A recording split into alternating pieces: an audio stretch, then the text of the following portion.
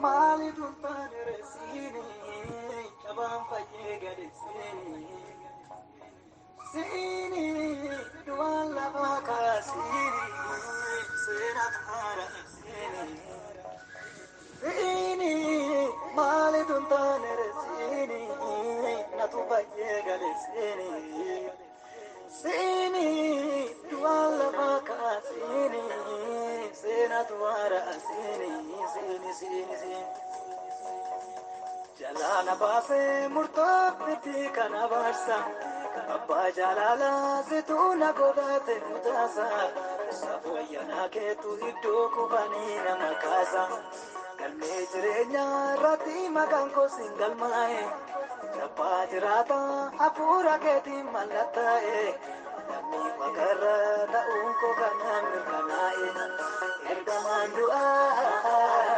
sinnaarra darbee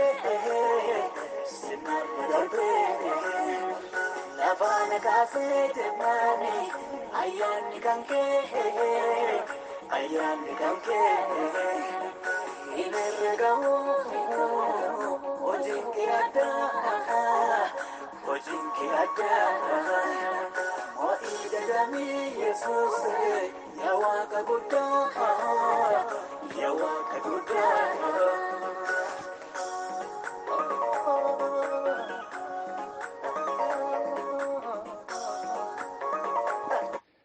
Ayyaanni gooftaa keenyaa Yesuus Kiristoos jaalalli Waaqayyo Abbaa tokkummaan Hafuura Qulqulluus hunduma keenyaa wajjin haa ta'u. Ameen.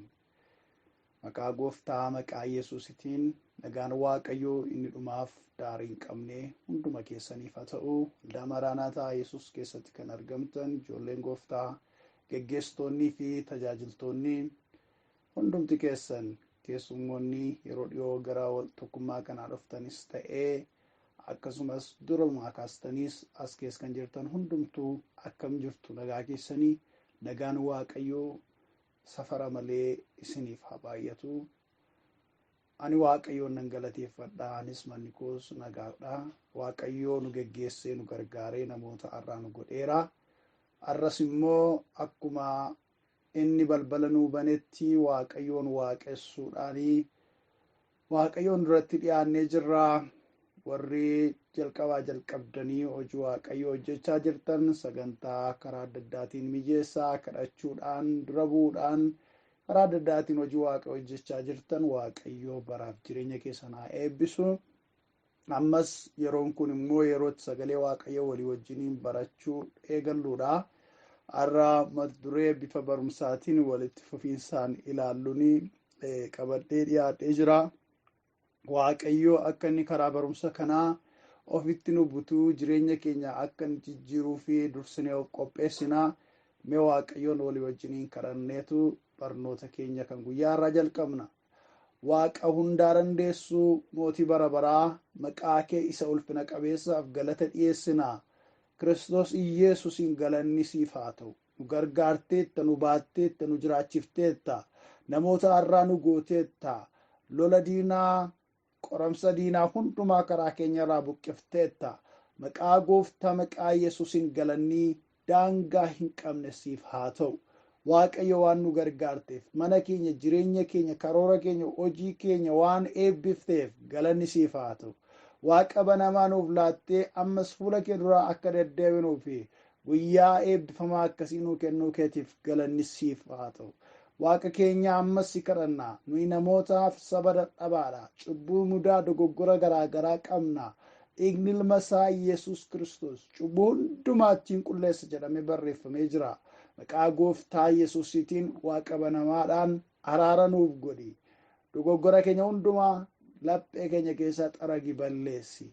Waaqa banamaadhaan ulaa Waaqa bantee yaada kee dhowwaa malee nutti dubbadhu. Barumsa amma barachuu eegallu kanaan yaa Waaqayyo ati jireenya tokko keenyaadhaa yaadadhu. Keessa keenya nuuf kaa'i. Sagalee kee kana yaa Waaqayyo sababii ani dubbadheef utuu hin taane, sababii namoonni adda ta'an dhaggeeffataniif utuu hin taane, sababii sagaleechi dubbii kee ta'eef dubbii Waaqayyo Waaqa jiraata sababa ta'eef dhugaan kun jireenya keenya haa hojjetu. Jijjiirama qabatamaa jireenya keenya keessatti haa uumu. Kana waan gooteef yaa Abbaa ulfaadhu diiyaabiloosiif ergamoota isaa hafuura xuraa hundumaa waan gaarii kan hin jaallanne gaafa hundumaa karaatti hafuu salphinaa yeelloo kufaatii kan facaasu maqaa gooftaa Yesuusiin kan rukutame haa ta'u. Billaa harka Waaqayyoo keessaa ba'uun kan adabame haa ta'u. Kana gooteetta yaa gooftaa ulfaadhu maqaa gooftaa maqaa Yesuusiin ameen. Har'a torbanoota murtaa'anii fi itti fufiinsaan walii wajjin ilaaluu kan jalqabnu mata duree bal'ina qabudha. Kanaaf sanbata tokko yookiin sanbata lamaan kan xumurru miti. Itti fufiinsaan walii wajjiniin kan ilaalludha. Akkuma amala keenya immoo barumsa yeroo barannu tasgabboofnee jarjartiidhaan utuu hin taane yaada tasgabbaadhaanii walii wajjiniin barachuu jalqabna. Kanaan dura hafuurri Waaqayyoo nu barsiisaa tureera. Har'as immoo Waaqayyoo nu barsiisaa mata duree nuyi walii wajjin ilaaluu jalqabnu Waaqayyoon sodaachuu mata duree jedhudha. Irra deebi'een dubbadhaa mata duree nuyi walii wajjiniin itti fufiinsaan ilaaluu jalqabnu Waaqayyoon sodaachuu jedha. Waaqayyoon sodaachuun isaaf ulfina kennuu, isa safeeffachuu jechuudha.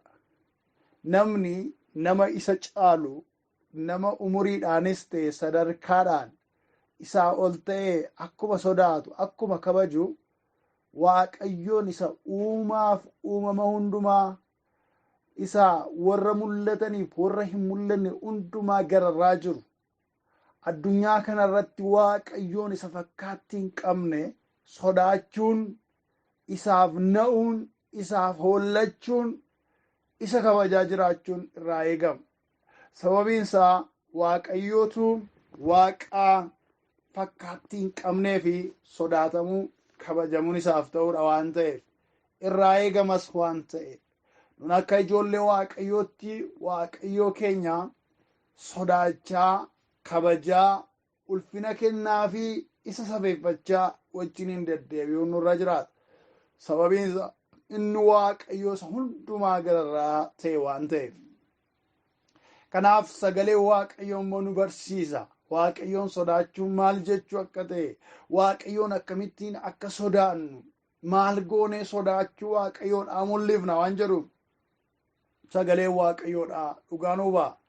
Sagalee Waaqayyoo keessaati macaafa lallabaa boqonnaa 3 lakkoofsa 14 dubbisuudhaan walii wajjin jalqabna. Sagalichi akkana jedha. Wanti Waaqayyoo hojjetu hundinuu bara baraan akka jiraatu ani beeka. Wanti isatti dabalamu yookiis isa irraa fuudhamu tokkollee hin jiru. Waaqayyoo namni akka isa sodaatuu fi wanta akkasii kana hojjete. Irra deebiin dubbisa. Wanti Waaqayyoo hojjetu hundinuu bara baraan akka jiraatu ani beeka. Wanti isatti dabalamu yookiis isa irraa fudhatamu tokkollee hin jiru. Waaqayyoo namni akka isa sodaatuuf wanta akkasii kana hojjete jedha. Akkasumas sagalee Waaqayyoo keessaa kutaa biraa ani dubbisu immoo macaafa Isaayyaas raajichaa boqonnaa 43 lakkoofsa 21 irraa isa jirudha. Sagalee kana lamaan dubbifanneetu tufumnee qabxiiwwan waliif laachaa sagalee Waaqayyoo baranna. Isaayyaas 43:21 akkas jedha. Saba kana ofii kootiif uummachuun koo akka inni na galateeffatuuf ture, akka inni na waaqessuuf, akka inni na jajatuuf, akka inni ololla qabuuf, akka inni na safeeffatuuf jechuudha. Galateeffannaan, faarfannaadhaan, ililleedhaan duwwaa miti jechuudha. Namni kan inni uumameef kan Waaqayyoo addunyaa kanarratti isa hojjetee fi akka inni guddummaa Waaqayyoo kana ol qabaa isa kabajaa waan argamuuf waan hin argamne hundumaan olitti Waaqayyoon olaansee akka inni jiraatuuf isa uume. Waaqayyo kanaaf uummate nama. Biyya lafaa kanarratti kan jiru, hawaa kana keessa, yuuniversii kana keessa kan jiru uumama hundumaa gararraa isa ta'e. Uumama hundumaas isa uume. Waan nama sodaachisuuf, nama birrachiisu hundumaan olitti sodaatamaa guddaa ta'e isa jiraatu Waaqayyoon galateeffachaa, Waaqayyoon kabajaa, waaqayyoon safeeffachaa akka inni jiraatuufidha. Waaqayyo wanta inni uume dubbata abbaan lallabaadha. Uumama waaqayyo uume wanti waaqayyo hojjete kun in jiraata. Bara baraan jiraata. Hojiin harka waaqayyoodhaa. Ammallee biyya lafaa kanarratti argannoowwan garaagaraatu yeroodhaa gara yerootti argamaa jira. Uumamni addunyaa kanarra jiru yuunivarsiitii kana keessa wanti hojjetamee jiru yeroodhaa gara yerootti hammuma tekinooloojiin addunyaa kanaadhaa dabalaa deemu, qorannoon dabalaa deemu, argannoowwan haaraan argamaa jiru. Pilaanetoota yoo argitan, urjiiwwan gurguddaa yoo argitan, biiftuu kanarraa harka hedduu kan caalan ifa gurguddaa kan kennan hedduun ammallee argamaatti jiru. Kaleessaa warri nu fuuldura turan qorattoonni saayintistoonni yeroo sanaa meeshaa jabanaa ittiin hawaa kana keessa qoratan kan isaan hojjetanii ittiin uumama addunyaa kanarra jiru kana fakkaata. Biiftuun akkasittiin deemti, lafti akkasittiin naannoofti, uuma pilaanetoowwan jiran kana fakkaatu jedhanii kan isaan kaanii lafa kaanii darbanirra kan caalu amma hammuma tekinooloojiin addunyaa kanaa dabalaa deemuun wanti haaraa hedduun guyyaadhaa gara guyyaatti argamaa jira. Wantoonni nama ajaa'ibsiisan, nama dinqisiisan hedduun mul'achaa jiru. Kana hundumaa edda qorannoon kanaan dura hojjetame yeroo dhiyoo warra uumaman miti warri kun. Warra waaqayyo hojjetee kaa'edha. Warra waaqayyo ulfina isaa mul'isaniif, guddummaa isaa mul'isaniif, kan akka isaa akka hin jirre calaqqisiisaniif warra waaqayyo kaa'edha. Wanti kun hin jijjiiramu, itti fufee jiraata. Kana waaqayyo kan inni godheef immoo abbaan lallabaadhaa namni akka isa sodaatuuf kana hojjetedha. Namni kan akka waaqayyo hin jiru. Addunyaa kanarratti hawaa kana keessa qorachuudhaan wantoota haaraa kan argatan qorattoonni yuunivarsiitii biyya lafaas ta'e kan Ameerikaa kan qoratanii warri naasaa jedhamanidha. Warri naasaa jedhaman kun jalqabni isaanii ejjennoo waaqayyo hin jiru jedhuu qabu turan. Baay'een isaanii achi keessaa kan waaqayyoon beekanis jiru. Haa ta'u malee hammuma qorannoo qorachaa adeeman, hammuma waan haaraa waan macaafa qulqulluu keessatti barreeffamee jiruuf wanti isaan immoo saayinsiidhaan qaroominaa fi tekinooloojii amma addunyaan irra geesseen qorachaa deeman isaan dinqisiisuurraa kan ka'e, isaaniin ajaa'ibsiisuurraa kan ka'e baay'een isaanii gooftaa fudhachaa akka jiran, gooftaatti amanaa akka jiran, dhuguma waaqayyo jira, dhuguma Yesuus nu barbaachisa, dhuguma jireenya bara baraatti galuun jira jedhanii deebi'anii gooftaa Yesuusitti amanaa akka jiranii qorannoowwan adda addaa agarsiisaa jiru. Egaa waaqayyo kana kan inni hojjeteef hojiin harka isaatii, galaanonni, gaarreenni, lafa jala kan jiran, lafarra kan jiran, bineensonni adda addaa hundumtuu hojiin harka waaqayyoo kun kan isaan mul'isan abeet kan akka waaqayyoo hin jiru. Waaqayyoon kun sodaatamaadha. Waaqayyoon kun dinqisiisaadha jechaa namni isa safeeffachaa, isa waaqessaa, isa sodaachaa akka jiraatuufi. Kanaaf egaa walumaa gala kaayyoomti uumama keenyaa tokko waaqayyoon ol qabnee waaqayyoon sodaachaa akka jiraannu nurraa barbaada jechuudha. Waa tokko garuun isinittiin hima. Sodaa nuyi waaqayyoon sodaannu sodaa isaa nama hamaa tokko nama rukutuudhaaf dhufu, nama balleessuudhaaf dhufu, nama waraanuudhaaf dhufu, nama ajjeesuudhaaf dhufu ittiin sodaannu miti. Sodaan nuyi waaqayyoodhaaf qabaannu sodaa akkasii miti. Natti dhufa yoom mana argina ajjeesa, bakakkaadhaan rukutee na ajjeesa, dhukkuba wayii natti ergee na ajjeesa, na iyyoomsa, gadadoo natti fida, qoramsa boolla wayii keessa na gashinnaa laata jennee isa sodaannu miti waaqayyoon. Waaqayyoon akkaataa nuyi itti sodaannu jaallachaadha. Waanan waaqayyoo koo jaalladhuuf isa sodaadha. Waaqayyoo koo waanan jaalladhuufan isaaf abboomama. Inni kanan jaallatu. Inni waan akkasii kana hin ciigaa waaqayyoon koo. Ani immoo waanan isa jaalladhuuf jecha maalan godha? Isan sodaadha. Jaalalli waaqayyoon nu qabnu, sodaan nuyi waaqayyoof qabnu kan jaalalaan cuubameedha jechuudha. Sirriitti na dhaggeeffadha. Sodaan nuyi waaqayyoodhaaf qabnu jaalalarraa kan ka'e, mararsiifachuurraa kan ka'e, inni amallisaa kana hin jaallatu jechuurraa kan ka'e kan goonudha jechuudha. Natti dhufaa jira, na argeera, du'uu kooti, baduu kooti jechaa isa godhamu miti jechuudha. Sodaan Waaqayyoon sodaachuu inni jennu kun jechuudha. Hiika Waaqayyoon sodaachuu irratti hamma kana edda dubbanneeti akkamittiin Waaqayyoon sodaatu waan jedhu walii wajjin ilaalu jalqabna.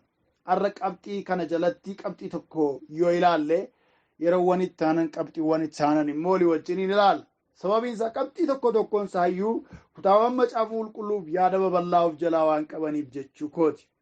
Akkamittiin Waaqayyoon sodaatu?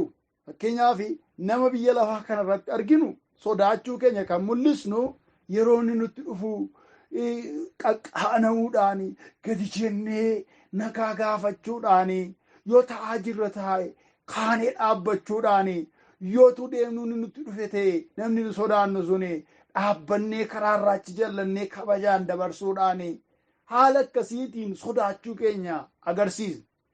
Yeroo inni immoo kana raawwadhu nuun jedhu ishii tole jennee waan namni nu sodaannu tokko nu ajaje hojiirra oolchineetu sodaachuu keenya itti himna. Waaqayyo immoo hafuura ijaan hin argamu sodaachuu keenya akkamittiin mul'isna kan jedhu gaaffii mata duree guddaa jalatti mata duree xiqqaa ta'udha. Akkamittiin Waaqayyoon sodaatu? Yeroo Waaqayyo na sodaadhuun jedhu akkam goone sodaachuu keenya mul'isa. Na sodaachaa hin jiru namni kun na dhagaa hin jiru na sodaa naaf qabu ulfina naaf qabu mul'isaa hin jiru Waaqayyoo jedhe maal jechuu isaati? Akkamittiin immoo akka isa sodaannu agarsiisuu dandeenya kan jedhudha jechuudha. Mata dureen xiqqaan Waaqayyoon sodaachuu jedhu jalatti dhufe kun. Egaa akkamittiin Waaqayyoon sodaatu? Inni tokkoffaan waan hamaarraa fagaachuudhaan Waaqayyoon sodaatu. Waaqayyo akkamittiin sodaatama? Waan hamaarraa fagaachuudhaan, waan xuraarraa fagaachuudhaan, waan Waaqayyo ittiin gammanne irraati, waan ulfina Waaqayyootiif hin taane irraa fagaachuudhaanitu namni Waaqayyoon sodaachuu isaa mul'isa jechuudha. Sababiin isaa Waaqayyootu qulqulluudha. Waaqayyootu waan hamaa hin ciigaa.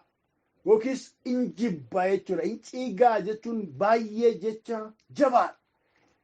Hin jibbaa caalaa paaworii qaba.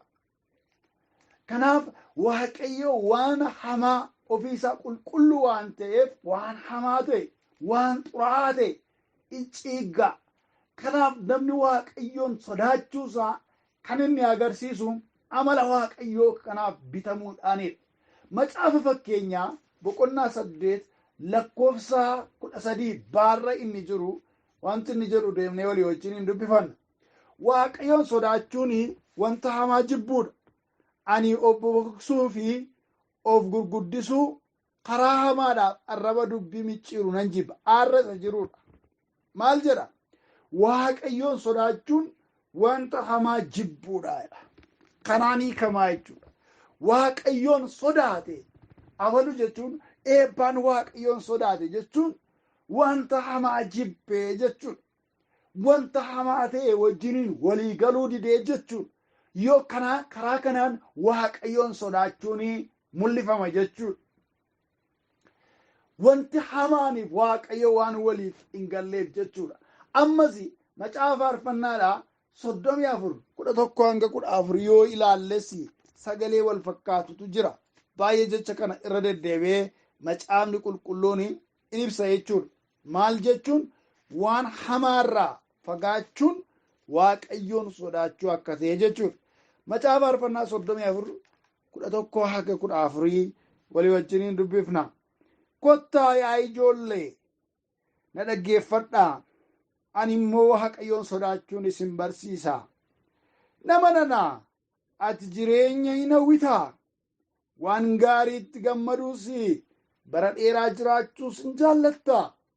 Yoos arraba kee hamaachi afaan kee soba dubbachuutti eegi. Wanta hamaatti fagaadhu, gaariis godhii, nagaa barbaadii, duukaas bu'eera. Galanni Waaqayyoof haa ta'u. Kottaa mee yaa ijoollee jedheetu waamicha waaman ni Waaqayyoodha Daawit. Kottaa mee yaa ijoollee na dhaggeeffadhaa. Ani immoo waan isin barsiisaa. Maal isin barsiisaa? ani immoo waaqayyoon sodaachuun isin barsiisaadha. Joollotaan namoota isa dhaga'an oodiyensii isaa walitti qabeetu kottaa na dhaggeeffadhaa yaada wayiin qabaadha. Tole jedhanii yeroo isaan dhaqan ani immoo maalan godha waaqayyoon sodaachuun isin barsiisa. Waan gaarii hawwitu miti. Bara dheeraa jiraachuu hin hawwitu miti. Nagaatti jiraachuu hin barbaaddu miti. Deebiin jaraa maal ta'a? Eeyyee ta'a. Egaa akkas godha maal godha? Arraba kee waan hamaatti eeggadhu. Sossoba dubbachuutti eeggadhu. Nagaa barbaadi duukaa bu'i. Waan hamaarraa fagaadhu. Waan gaarii immoo godhi. Kanadha waaqayyoon sodaachuun. Hiiki waaqayyoon sodaachuu. Kanan isin barsiisa. Koorsiin ani isinii kennu isa kanadha. Waaqayyoon karaan ittiin sodaatamu arraba ofii eeggachuudhaanidha ijoollee waaqayyo. Maal jedha?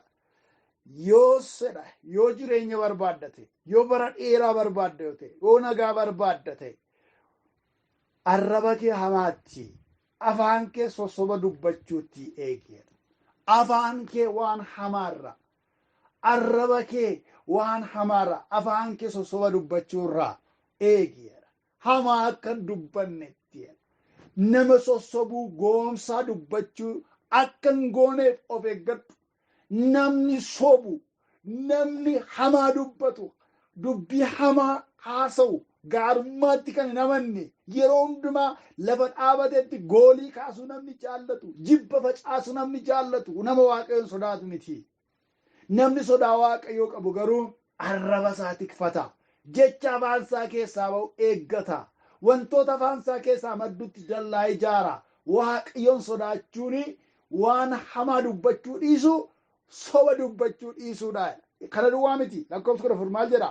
Wanta hamaatti fagaadhu, gaariis godhi, nagaas barbaadi, duukaas bu'i. Kanadha namni waaqayyoon sodaatu. Kanan isin barsiisa.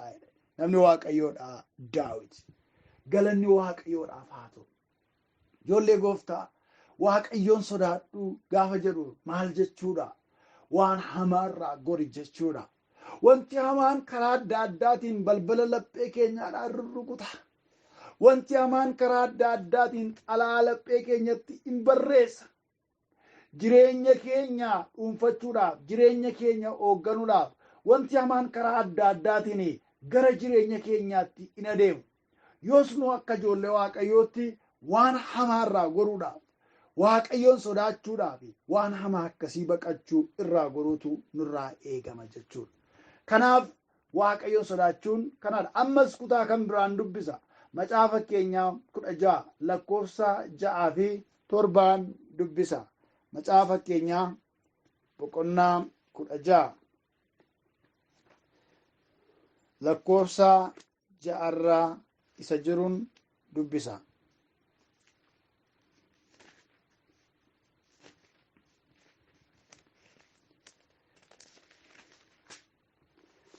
Lakkoofsi 6 inni jiru akkana jedha. Gaarummaanii fi amanamummaadhaan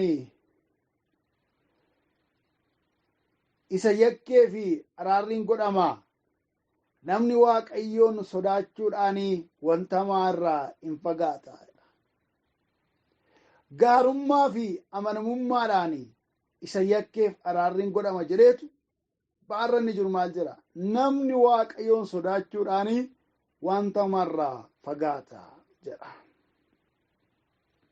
Lakkoofsa 17 immoo yoo deemnee dubbisne akkas jedha. Karaan warra yaada qajeelaa qabanii wanta hamaa irraa fagaachuudha. Namni karaa ofii isaatii eeggatu lubbuu isaa in eeggata.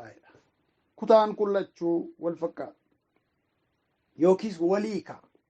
Lakkoofsi 6 lakkoofsi 17. 16 maal jedha? Baarra inni jiru. Namni waaqayyoon sodaachuudhaan wanta hamaarraa fagaataa jedha. 17 irra inni jiru maal jedha? Karaan warra yaada qajeelaa qabanii wanta hamaa irraa fagaachuudha jedha. Aarra inni jiru. Karaan warra yaada qajeelaa qabanii wanta hamaa irraa fagaachuudha jedha. Kun akkamittiin dhufa? Akkamittiinis ibsama?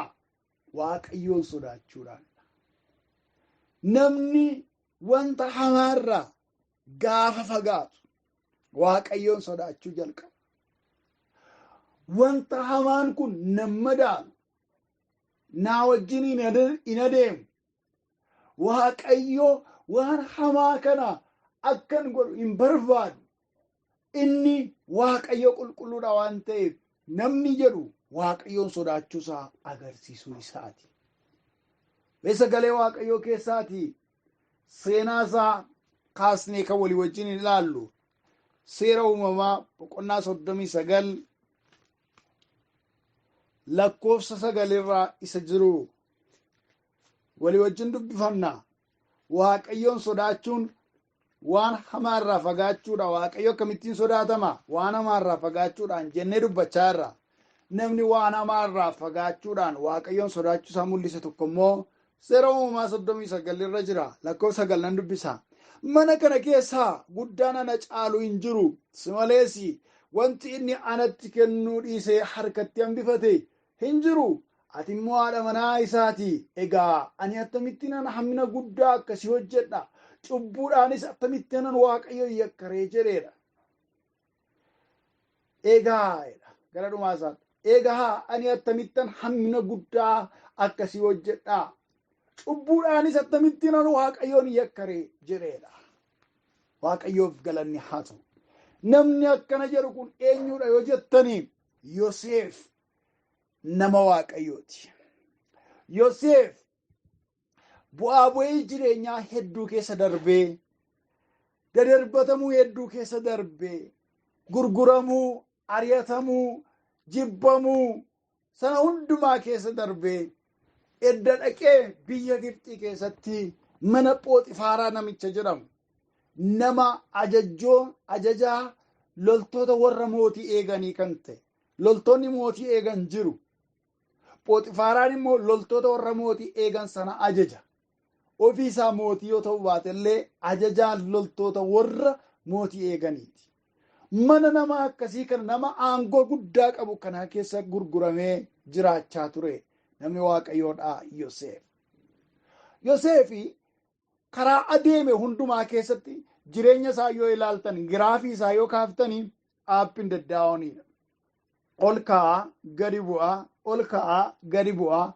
Mana keessatti jalqaba abjuu mucaa dhabamee kadhannaa booddee haati dhabduu taatee yeroo dheeraa booddee argame waan ta'eef Raahel waan isa mararsiifattuu fi waaqayyo naaf adabalu nama akkasii jettee maqaa isaa Yoosef jettee moggaaste. Kanaaf mucaa dhalootarraa kaasee jaallatamuuf kunuunsaan guddateedha. Mana sana keessatti uffannaan inni uffatu uffata addaa ture. Uffata miidhagaa ture. Qoloo harkisaa dheeraa warri kaan ilaalanii jaallatan qaba ture. Namni kun hamma sadarkaansaa achi ga'utti, hamma guddatee dirree irratti ba'uu jalqabutti maatii keessatti jireenyi isaa wal qixxaataaf jaallatamaadha. Inni kun giraafii isaa yoo kaastan ol ka'e jechuudha. Achiiti abjuu abjoote. Abjuu gaafa abjootu abjuunni abjoote kuni mana keessaati goolii itti kaase. Isa jalqabaa obboloota isaarraa lola itti kaase. Abbaa abjuu jedhamuutti ka'e. Yoo inni waa dubbate abbaa abjuu dubbateeru. Akka sabaraa irraa kana nama foggoran yookiis immoo nama ceephaan jechuudha. Warri xiqqoo abshaala fakkaatan mudaa namaatiin maqaa namatti moggaasan jechuudha. Abbaa abjuu ittiin jedhu namu yoo naanni waa jedhe abbaa abjuu takkas jedhee jedhu irratti jecha bara kanaatiin muudii itti qabatan isa nu jennu jechuudha. Kanaaf abjuu isaa kanaanitu itti gahisu mana keessa. Obbolaasaa duwwaa miti. Abbaan isaa Yaaqoob iyyuu abjuu isaa waa'ee urjii, waa'ee ji'aa fi aduu gaafa inni dubbate. Obbolaa kee duwwaa miti dhufanii siif sagaduun kun anas haadha kees warra abboota haadhotas hin dabalataa jedhee garaa isaa keessatti innis xiqqootti qabame. Maatii dabalate jechuudha. Kanaaf yeroo inni abjuu abjoote kun immoo ceephoodhaan yeroo inni giraafiin isaa dhaqee gadi bu'uu jalqabeedha. Gadi bu'uu duwwaa miti. Amma immoo obboloonni kee eessa akka jiran obboloota keef galaa geessi. Waan isaan keessa jiran ilaali. Kottu mana jira waan ta'eef inni ofiisaatii maatii wajjin jiraata waan ta'eef. Dhaqiitii obboloota kee ilaali gaafa dhamu amma ergamuun sun immoo galaa fuudhanii deemuun kun immoo xiqqoo ol kaafamuudha. Nama barbaadamaa jedhamudha waan ta'eef, nama kan biraa nyaachisuuf deemudha waan ta'eef, sadarkaa kanatti immoo jireenyi isaa xiqqoo ol ka'e. Gaafa obboloota isaa bira ga'u garuu abbaan abjuu hin dhufe jechuudhaan irratti mari'achuutti ka'an. Kottaa isaa ajjeefna, boolla kana keessa isa buusna, isa booddee immoo bineensatu nyaate jenna. Abjuun ittiin nutti dhaadatu sun wanta inni ta'uu laalla. Nuuni abjuun keenya Waaqayyo biraa taanaan eenyullee nutti haa dhaadatu, eenyullee ilkaan nutti haa qaru. Abjuun keenya achitti nafu lafa Waaqayyo jedhe hin ga'a. Nuni Waaqayyoodhaa wajjiniin abjuu keenya baannee deemna taanaan hammam bineensa gidduu haa deddeebinu. Bineensa hadhaadhaan qarriffaa qara qabuun gaanfa qara qabuun nama ciruu danda'u gidduu yoo deddeebine abjuu hamma Waaqayyo biraa qabnutti hamma Waaqa nu geggeessetti karaatti namnu numa dabarra. Abjuu kana laalla lafuma inni ga'u laalla jedhan achi fuudhanii boolla ontuu tokko keessa buusan. Boolla ontuu jechuun bineensi kan keessa hin jirre duwwaa kan ta'e onaa kan ta'e jechuudha. Achi keessa buusaniitu gidduutti immoo Yihuudaan obboleessi isaa yaada wayii fide. Kottaa maaliif ajjeesnaa kun? Mucaa kana obboleessa keenya ajjeesnee maal argannaa? Hin gurgurraa kottaa. Gurgurreetu garuu hin du'e jennee uffata isaa bareedaa kanarraa baafnee ilmoo re'ee tokko qallee dhiigaan maqnee wayyaa kana bakkeedha argine diidaa argine mucaa kee wayyaa mucaa keetiin fakkaatu jennee haaraa goone abbaa keenyatti dhaamsee erginaadha. Kanaan abbaan isaanii maal jedhee amana jechuudha. Mucaan koo gara isaaniitti ergameera. Utuu isaanii biran gahin bineensi hamaan isa kukkute jedhee akka inni amanuudha. Inni milkaa'eefis akkasuma godhan. Isa immoo meetii 20 isa gurguran. Kanaan gurguramuun sun boolla keessa bu'uun sun ammas giraafiin isaa gadi bu'aa. Achi immoo ol baafame. Achitti immoo xiqqoo ol ka'e. In gurgurame achi ammas gadi bu'e. Lafti inni itti gurgurame immoo mana warra taayitaa qabaniiti. Mana sana keessatti naggaadonni warri Ishmaa'eel dhaqanii jara kanatti waan gurguranii fi mana sana keessatti waan Yoosef hojjetu hundumtu wal qixxaata. Yoo Yoosef waa tokko jalqabe hin bareeda. Yoo inni amma karoora tokko baase innis hin milkaa'a. Karaama Yoosef irra ba'e waan Yoosef tuqe hundumtuu hin bareeda. Waaqayyo ayyaana kana hunda keenya irratti dhangalaasu. Waaqayyo nu wajjin jiraachuu isaarraa kan ka'e wanti nu karoorsinu, wanti nu yaannu, wanti nu hojiidhaan hojjennu hundumtuu ija kan godhatu, kan milkaa'ina qabu, eebba kan qabu, nurra darbee dhaloota kan biraatiif kan ta'u haa ta'u. Kun garuu icciitiin isaa eessaa dhufe yoo jettan Waaqayyo isaa wajjin waan tureef wanti nu hojjetu hundumtuu walisaaf hin qixxaata tureedha sagalichi. Maalidha icciitiin isaa? Waaqayyootu Yoosefii wajjin ture. Kanaaf amma immoo giraafiin jireenya Yoosef mana Pooxifaaraa keessatti yeroo murtaa'eef ol ka'ee gubbaatti ba'e. Pooxifaaraan maal godhe? Qabeenya qabu hundumaa fuudhee isatti kenne. Qabeenya isaa hundumaa hojjetoota mana sana keessa jiran hundumaa irratti hoogganaa isa godhe. To'adhu jedheeniin nama akkas milkaa'e kanatu to'achuu qabaa jedhe. Nama akkasii eessaa fidu jedhe. Kanaan jireenyi isaa achitti immoo xiqqoo ifa argate. Garuu qoramsa dhufe. Kutaa keenya amma dubbifanne keessatti haadha manaa Pooxifaaraatu ija ishee eenyurra keessa jedha. Yoosef irra ija ishee kaa'attee jedha. Akka inni isheedhaa wajjin cubbuu hojjetuuf haala mijeessiti. Yeroodhaa gara yerootti gaaffiitti dhiyeessiti. Inni garuu ishee biratti hin argamu tureedha sagalee Waaqayyo. Ishee biratti hin argamu. Haala isheen mijeessitu kiyyoo isheen keessu kanaan qabamuudhaaf tole jedhee biratti hin argamu. Yeroodhaa gara yerootti karaa ittiin cubbuutti kuffistu barbaaddi turte. Gaaf tokko garuu haala mijaa'aa waan argatte fakkaata. Namni hundumtu manaa deemeera. Yoosef immoo hojii isaa hojjechuudhaaf mana keessa seenee jira. Isheen qobaatti isaa argatte, isa qabdee arra naa wajjiniin ciisi jettee isa gaafatte. Inni garuu kutaa amma dubbifanne keessatti sagalee inni dubbateera. Gooftaan koo mana kana keessaa waan hundumaa natti kenne. Waan hundumaa dabarsee to'annoo koo jala kaa'e. Qabeenya jiru hundumaa eessa akka inni jiru hin beeku. Anatti laate. Wanti inni mararsiifatee natti kennuu dhiise qabeenya isaa keessaa waa tokko duwwaadha. Innis haadha manaa isaadha. ati immoo haadha manaa isaati. Kanaaf of harkatti si hambifate. Ati natti hin laatamne, kan natti laatame hundumaa amanamummaan hojjechaan jira. Waan anatti hin laatamne garuu ba'aa godhee fuudhee wajjin hin rakkadhuuti. Ati achumatti of danda'e hin ta'u. Cubbuudhaan akkamittiin Waaqayyoon argaa? Waaqayyo na argaa akkamittiin Waaqayyo yakka? Iddoo kanatti abbaan koo Yaaqoob nan argu. Iddoo kanatti haati koo Raahel nan argitu.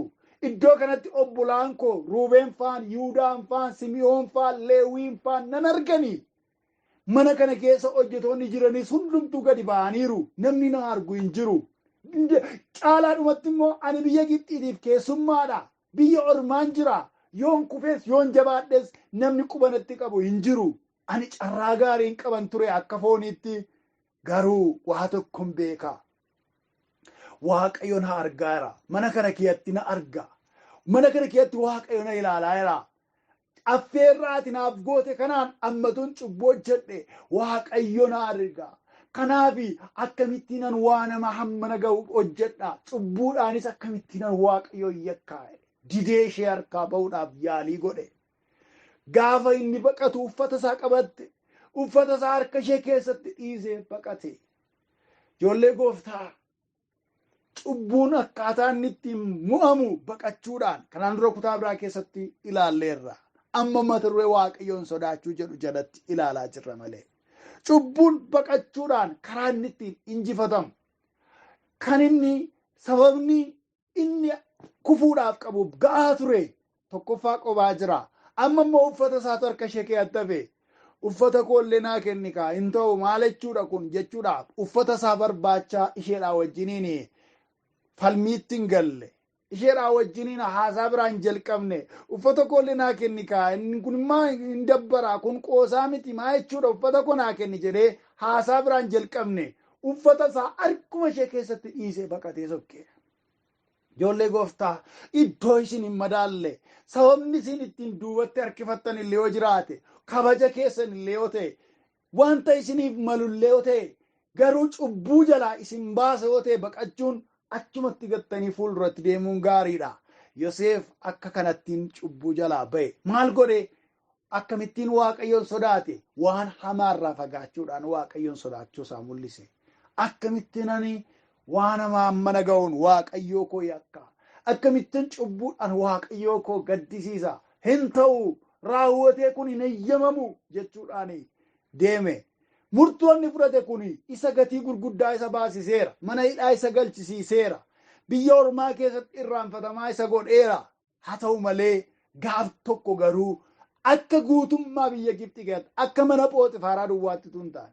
Akka guutummaa biyya Gibxi jalatti keessatti nama barbaadamaa lakkoofsa tokko irratti nama barbaadamu ta'e.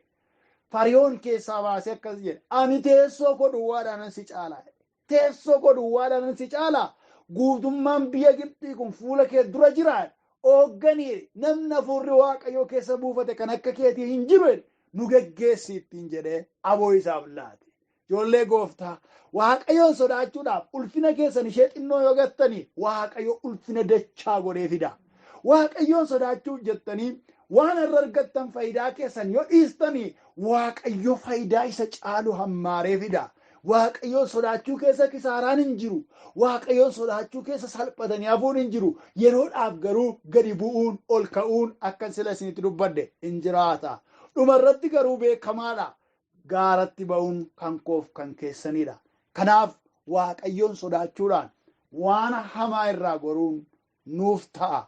Yoo sattamittiin Waaqayyoon sodaanna waan hamaa irraa fagaachuudhaan isa dhageenya dubbii isaa Gooftaan nuuf eebbisu. Qabxii lammaffaa yoos akkamittiin Waaqayyoon sodaatu isa jedhu yoo Waaqayyo jedhee yeroo ittaan walii wajjin ilaalla Gooftaa galateeffannee xumurra. Waaqa keenyaa si galateeffanna. Sagalee keessa akka dammaa isa jiraataa isa dubbatamee hin quufamne isa dhaga'amee hin nuffamne waan nutti dubbatteef maqaan kee ulfaatu. Waan sagalee keetiin jireenya keenya ijaarteef keessa keenya waan tuttuqteef galanniif kabaji bara baraan siif haa ta'u. Akka ati nu gorfatte akka yaada kee kanaatti jiraachuu akka dandeenyuuf immoo nu gargaari.